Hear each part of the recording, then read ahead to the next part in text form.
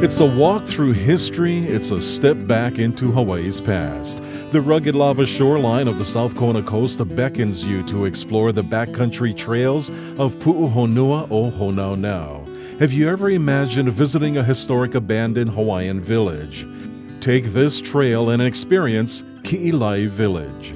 It's also kind of nicknamed the 1871 Trail, which tells you how far back the loose goes, So it comes from traditionally as a walking trail that evolved into, and this is because the ali'is and the chiefs lived along this ocean, and there were small kauhali or family groups along this ocean area.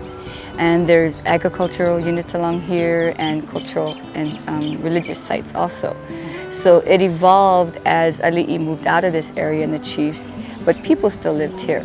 So then it was a trail for the people who lived here, and it evolved to a horse trail. But eventually people moved out of this area, and so it became a walking trail again. The 1871 trail takes you through 3 different ahupua'a. Traditionally, an ahupua'a was the division of land extending from the mountain to the sea. The ahupua'a contained everything necessary for survival: access to the sea, farming areas in the fertile uplands, and timber and birds in the upper regions. And it was one of those trails along the ocean that connect a lot of the different districts. So it was a really important trail for people who lived here. So it was the ocean trail, and there was a Mauka trail that was higher up. And then you had small trails that connected from the ocean that went up and down into different areas. The story of Ki'ilai is one of change. From ancient times, the village existed as a fishing community, with men taking canoes in the deeper waters to fish. Women would tend fish traps and gather seaweed and shellfish along the shoreline.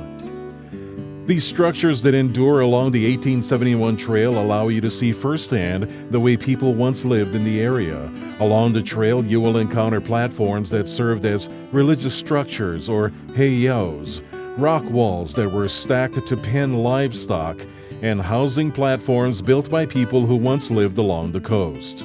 People lived here year-round, but they did have ocean dwellings as well as Mauka, where it's cooler, where some of the agriculture areas were at. You will also encounter many plants that were brought by Native Hawaiians and were used for food, medicine, and making everything from utensils to rope.